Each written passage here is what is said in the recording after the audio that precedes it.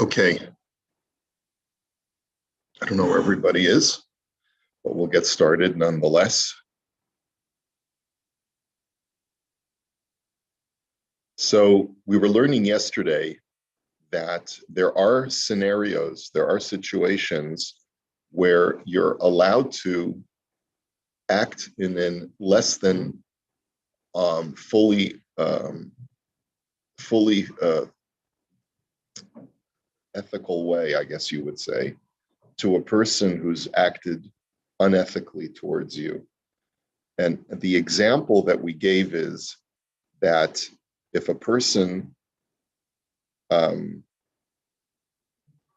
rented space, that was the halacha that we were looking at yesterday. A person rents space to put stuff in your warehouse. You told him that you didn't want him to store that item because the example that I gave is, let's say it was going to attract pests like grain, and your warehouse was not set up for that kind of storage.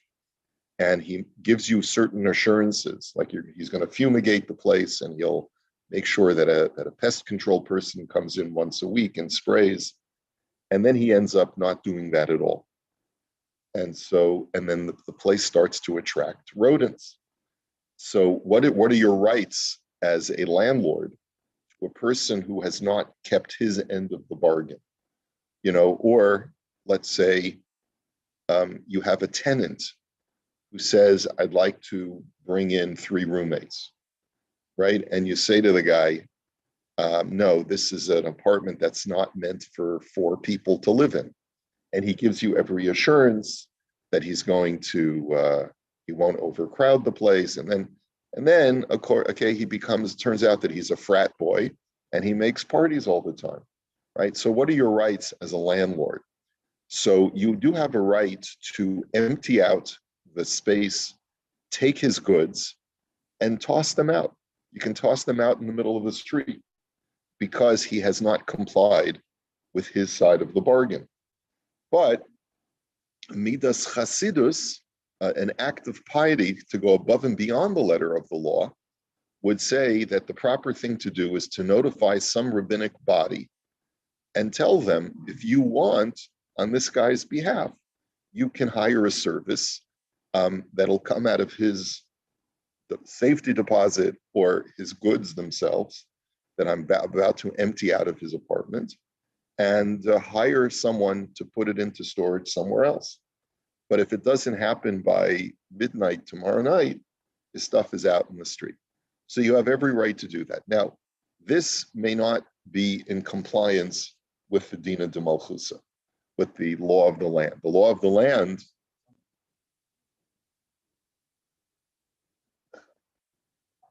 and toss it. The tenant is king. Yeah. What do you mean the tenant is gone? Yeah. Right. Right. Right. Yeah. Right. So, right. And it's, well, right. So, but at the same time, it's good to know what your halachic rights are, because you can try to reason with another Orthodox Jew. You can show him this halacha in black and white, and you can say to him, listen, you did not comply with the terms of the rental. Al pi halacha, I have the right to take all of your stuff, toss it out in the street, and change the locks. The law of the land does not permit me to do so, but you should know that you're not behaving like an Orthodox Jew. You did not fulfill the terms of your obligation. So, in any event, we had seen a really fascinating case in the Imrei Yaakov yesterday, which was actually based on a Gemara. The Gemara gave us a scenario that a woman was a landowner. She owned some kind of warehouse, and a guy goes over to her and asks her if he can store his stuff in her warehouse. She says no. He says, well, what if I sweeten the deal and I make you my wife? And she said, okay, we have a deal. He then went ahead and gave her kiddushin to marry her. And then when he left, he wrote a get and had it sent to her. That's the case in the Gemara. So the Gemara says that she has a right to remove all of his stuff and toss it out because he did not fulfill his side of the bargain. That was, he sweetened the deal, and it was only based on that that she agreed to do it. So, but aval, and then we're in the middle of this Imrei Yaakov. Aval ilu hiskira lo stam mikodem. But if she had given him the space without making any stipulations, but it was because of his sweet talking. In other words, he told her what a special person she was, what a great wife she would make, and he led her on to think that he was interested in her romantically. And because he sweet talked her, she gave him the space. And v'achar kach kidsha v'girsha, and then without any explicit stipulation or condition on the rental, he then went ahead and either gave her kiddushin and then divorced her, or just never married her at all. Ein biyada lasos kain. She does not have any legal rights according to halacha to evict him just because he didn't follow through. Why? He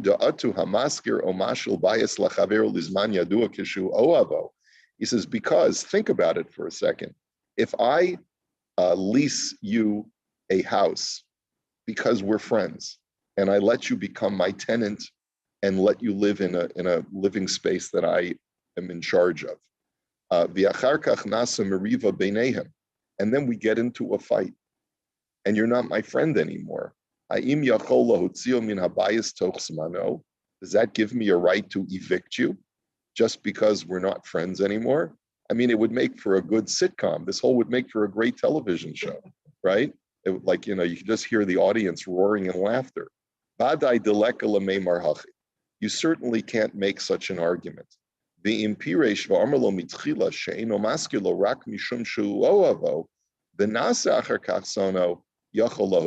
the Rama actually explicitly states, he says, normally I wouldn't rent the space out to a guy like you, but because we're friends, I'm going to make an exception. Because we're friends, I'm making an exception. If that was part of the initial stipulation, and then they get into a fight, right? So then he does have a right to evict him, right? V'yesh cholkim, keben de lo haya tanai kafel. But there are those who disagree because it was not a properly formed conditional statement. In other words, if I just said, I'm doing this to you because you're a friend, otherwise I wouldn't, then that's not enough. You have to say, the only reason I'm doing this to you is because you're a friend. If you were not my friend, I would not do this. You would have to make the second part of the statement explicit so that the guy fully understands that the rental is predicated on friendship. Okay? So these are real life situations where people get into a broigus, and all of a sudden the business deal that they thought that they had explodes, right? And it's not really there anymore. Okay. And again, sometimes it could hinge on how the conditional statement was made at the time of the business deal, which is also a cautionary tale. Don't do business with friends and family or Jews, like the old phrase goes, right? But that's a very cynical statement. Don't do business with Jews. As we learned at the very outset of Imrei Yaakov, whenever you can give business to a fellow Jew, you should strive to do so. So, so you just have to know that you're dealing with an Erlicha Jew. Don't be deceived by the outer trappings. Just because a guy's got a big yarmulke doesn't mean that he's going to make for a good business associate.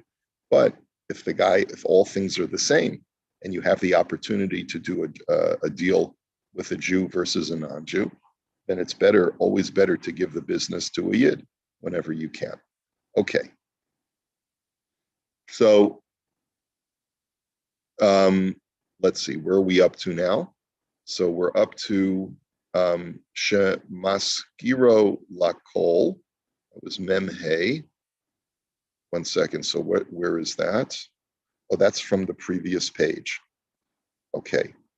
So Rashaihu, Misha Bikesh Mechaver Shiaschil Chedru Lachnis, but right, if I ask if I could rent your space for storage, and you would normally not let a person store that commodity. So Rashai Hogan, he says, I have a right to evict you, even if this is a room that was meant for rental.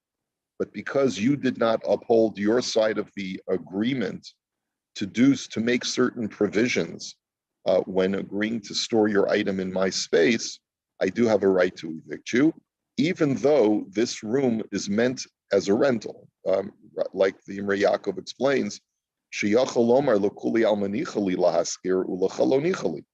because the landlord could say, like, if I get evicted from the landlord, and I go over to the landlord and say, what right do you have to evict me? You rent out this place to every Yankel. How come so the landlord can say, well, you didn't uphold your side of the bargain. But the other guy you didn't have that same bargain with that other guy. He said, that other guy, I decided I was going to be nice to. But you and I had an agreement, and you didn't uphold that agreement, even though I've rented it out before to other people without that side agreement. Nonetheless, this is between you and me. You can't make the argument that that in the past the landlord was willing to forego the requirements, right? No, the deal was between you and me, and if you didn't uphold your side of the bargain as a tenant, I have a right to evict you. And so we said that even though the landlord has a right to toss the stuff into the street, nonetheless, or we said to the shuk, you nevertheless have to notify the tenant where he can find his stuff. Mikan shetzarech adam lizoher shelo lasos nezek lachavero afilu nohag imo beramos. What you see from this proviso in the halacha, even before we get to the midas chasidus, is that you're not allowed to damage your friend's property just because he swindled you on a deal. In other words, even though the tenant did not fulfill his side of the bargain, so because he didn't fulfill his side of the bargain, I have a right to evict him and to vacate the premises and to put his stuff out into the marketplace. But I still have to notify him, and I have to give him the opportunity to retrieve his items before they are stolen. And what we see from here is that I must behave ethically with a person even when he's behaved unethically with me. I can't just, in other words, even the way the halacha was worded is you're allowed to behave in a less than exemplary fashion with someone who has basically stiffed you in his obligations as a tenant. But you can't go to the extent of damaging his property. You have to let him know, you can find your property at such and such a place. I've left it there, and now you can come and get it, right? You have a right to do that. You don't have to ask him permission, al pi halacha, to go into that warehouse and vacate the warehouse of those goods. Tzarech lahodia lebal haperos, wrote Salomar dechayev lahodia maker hadin. So your obligation is to notify the owner of that commodity, velo rak mibidas chasidus kibeseif. And this is not an act of chasidus. This is not an act of piety. This is your minimal legal obligation to notify the tenant where he can find his stuff. Vimlo hodio v'nitzudu haperos. Now, what happens if you just dump his stuff without telling the guy, right? So what is the tenant's rights as far as legal recourse against you for having caused damage to his goods? Nechleku haposkim imuchayev b'achrayusan v'ayin od lekamen siftes. We're going to look at the next halacha, which will shed a little bit more light, but the bottom line is that the poskim differ as to whether the landlord has a legal obligation to pay him or not. So even though what he did was wrong, the landlord, by dumping his stuff and not telling him, Um, there's a machlokus whether the tenant has legal recourse to sue him for the loss of his goods. Now, that's when he doesn't actively damage them. Obviously, if you were to take them and toss them into a dumpster, then it could very well be, we'll see the next halacha. Lahudia lebal haperos, the imbal haperos halach miyad min ha'ir di efshar lahudio. Now, what happens if the tenant has left town and you can't get a hold of him? Okay, yesh omrim dechayev midina lahudia lebeistin, v'lav mimidas chasidus bilbad. So some say that it is not just an act of piety to notify a rabbinic body in the city, but you're required al pi halacha. Di imlo yodia v'yashlichem yafsidu haperos avale mazik biyadayim v'yesh cholkim. Because if you don't notify anybody and you just put his stuff out in the street, then that's considered to be actively causing this guy damage, because invariably his stuff will either be damaged or stolen by being left out in the street.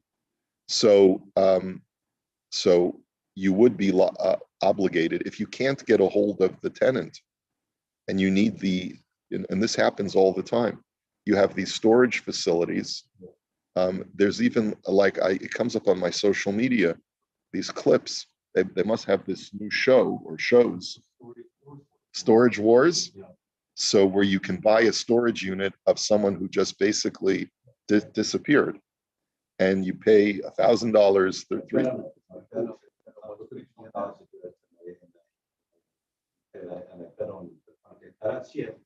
Right, it's sight unseen, right? No one knows what's in there.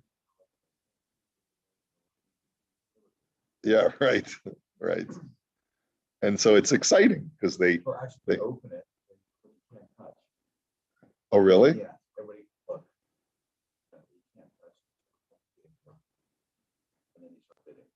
Have either of you ever done that? Because the show is quite a popular show. It's very popular. And then I thought out what they found. It's shares and record players.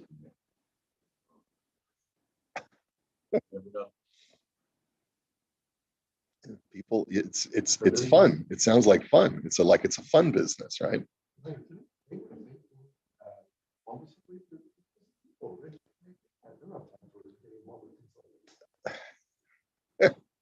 They're busy people. That's famous last words, Ron. Yeah, the rabbis are just sitting doing nothing. They always have time for this stuff. Yeah. Modern Batei Din are really rabbis who have day jobs, and they do the beis din in between everything else. And that's really the unfortunate reality of Batei Din in the modern world outside of Eretz Yisrael. In Eretz Yisrael, you actually do have people whose full-time occupation is to sit on the Beit Din, right? There are a couple of Batei Din in the United States where like in Muncie, I think there's the Beis Din Lahora, and you have the Beis Din of America, where the full-time job, the main occupation, is for this rabbi to act as a dayan, but it's rare. And so you're asking a legitimate question that has many applications, not just in a situation like this. But essentially, what the halach is suggesting is that if, let's say, a member of the bayit defaults on his goods and just skips town, guy just disappeared off the face of the earth, it's essentially suggesting that there are certain times when it would be legitimate for, let's say, another yid is the landlord. He would basically call the rabbi and say, Rabbi, one of your members has disappeared. I don't know what to do with the goods. And it would really be the responsibility of the rabbi to sort of get help and put together some kind of accommodation for this member and try to salvage his goods in the hopes that the guy will eventually resurface. And what would probably fall to my lap is to try to find someone who could help me. I would probably get on the phone and say, we don't know what happened to Yankel. Yankel has disappeared, but he's got a very valuable commodity. We don't want it just to completely be lost. Even if it turns out that he's never coming back, we can at least salvage it for his heirs, for his ex-wife, for his kids, whatever it is. So let's find the space to store this. Even if it costs money, we'll take some of the commodity, or we'll take something out of the family, or we'll take it out of the gemach, out of the charity fund. We'll temporarily spend that money in the hopes that we can save, and it'll become like a loan on the goods, and then hopefully he'll resurface. That would be the ethical. It's the proper thing for the community to take care of. The rabbi would say. On the originally, how was initially was that you as the landlord would be your friend, would be the favor for your friend, and then the onus now shifts on the landlord to take care of the ex-friend's goods. Well, it's not. No, I'm not suggesting that it's the landlord's responsibility. The halacha clearly states that the landlord does not have that onus. If the tenant is still present, he has a right to tell the tenant, at noon today, I'm vacating the premises. You can find your stuff at such and such a place outside of the warehouse. No. Halachically, you have a right to tell a person you have 24 hours to get your stuff out.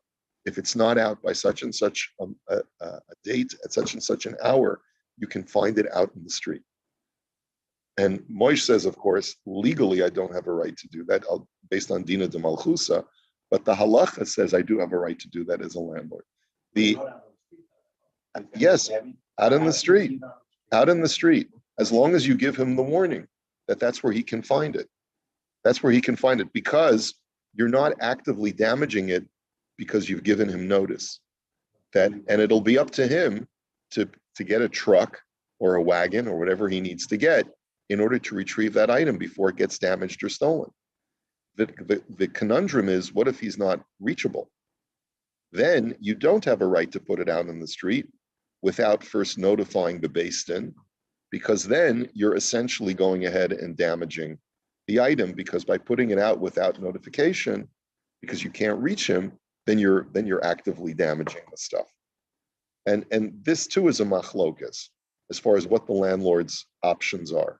Some say that the landlord has not only a above the law ethical obligation, but even according to the law, an obligation to do this.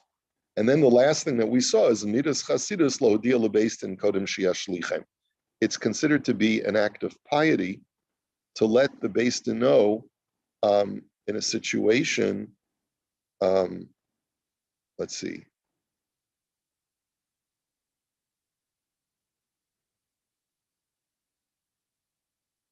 Right. So, in other words, when we call makom acher shehishlichem l'shuk tzarich lo hodia lebal haperos. Here, in the verbiage of the halacha, you can actually dump them even before you notify the guy, as long as you notify him immediately afterwards where he can find his stuff, which is a bit harsh, I will admit, but that's technically what you have a right to do. And then we said it's midas chasidus to notify the Beis Din before you toss it, where you're planning to do this. And the Imrei Yaakov says dafka lebeis din. You only have a midas chasidus obligation. A piety would demand that you should notify the Beis Din in advance, but you don't actually have an obligation of olabala peres ein tzarich lohodia afilu midas chasidus. But you don't have an obligation, even from a piety standpoint, to give the tenant advance notice before you toss the stuff, which is fascinating. And I would conjecture that the reason is as follows. You don't want to get into a big fight with the tenant. You've warned the tenant. You have not complied with the terms of your rental. If you continue to fail to comply, I will be terminating the lease. You give him warning after warning. You don't have to tell him before you vacate his goods that you're vacating his goods. And the reason why the halacha would not require you to do that, even from a midas chasidus standpoint, is because we can imagine many scenarios where the tenant will bar you from entering the premises. So therefore, it's not to your advantage to give him advance notice. What if he changes the locks and so forth and so on? So there are many situations where it would not be in the landlord's interests to notify the tenant before the fact. And of course, we're looking out for the landlord as much as we're looking out for the tenant. Today's laws have become so lopsided in favor of the tenant, and this is across the board throughout North America, I know, probably in other countries as well, that individual tenants' rights have always, in more liberal societies, have outweighed the rights of the landlord, which is an injustice when you think of it. Is that right? Are you a tenant? Are you a tenant? Yeah. Yeah.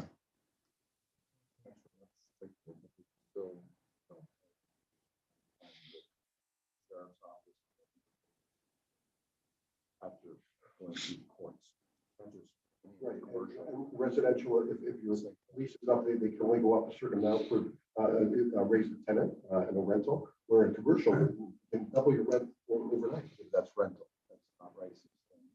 You got to pay your bill. Don't start the process. Okay, let's go on to the next halacha. Now we're going to see the flip side. The reason why we came out in the previous halacha so much in the landlord's favor is because the tenant misled the landlord in making certain assurances and promises, and he did not make good on those assurances and promises. Like the example I gave you, he said he promised that he would hire a pest control guy that would regularly maintain the space. Okay? Aval im lo hiteyu. Let's say there was no deal made between the two of them at all. Let's say a guy just did a squatting. He just basically decided he found an empty space and he just put all of his stuff in there to put it in there without even requesting permission. Imhu chatzer homedes lischar, eino rashai lahashlicham klal lishuk, ad shiodio techila. So in this situation, you don't have a right to toss out the person's goods unless you first notify him. In other words, the reason why in the previous case you have a right to simply just toss the guy's stuff out even before letting him know is because he deceived you in making certain assurances that he ended up not fulfilling.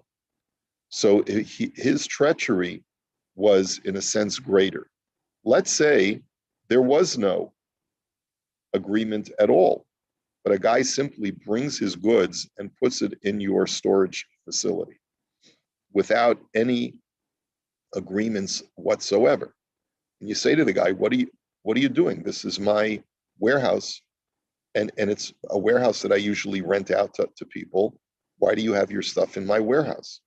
So he says, well, I needed a place to store them.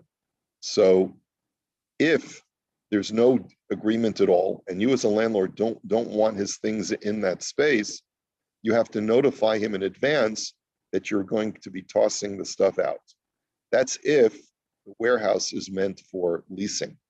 Because you say to him, I'm going to be leasing this space. You either pay me or your stuff is out. But if it's not meant for a rental, and you haven't, then you're not obligated to give the guy the option of either pay or your stuff is out. It's a private space that is not meant, like a guy just goes in my garage and puts his stuff in my garage, in my home garage. My neighbor says, oh, I needed extra space. My garage was full. I saw your garage was empty, so I put my kids' bicycles in your garage. In that situation, I don't have to warn him and say, you either pay me or your stuff is out. I can toss his stuff out without even asking him permission. Umodio acher kach, and I can tell him afterwards. I said, you had no business putting your kids' bicycles in my garage. You didn't ask me permission. Aval eno rashai liskor po'olim midamehem. But what I don't have a right to do is hire workers to movers and take the money out of the goods that he's put in my garage. That I don't have a right to do. The imile chatzero kadeyayin. Let's say a guy goes into my courtyard and fills it up with jugs or barrels of wine, or v'kadeshemen, or barrels of oil, shalomi daita, without notifying me. Areza nichnas v'yotze kedarko ve'eno choshesh im mishabreim derech hiluchu shalo b'kavana. Then, even though, so I can use that courtyard for my own uses, and if I end up breaking things in the course of using my backyard in the normal way, I'm not liable at all. We'll continue this halacha in Mirz Hashem tomorrow. Okay?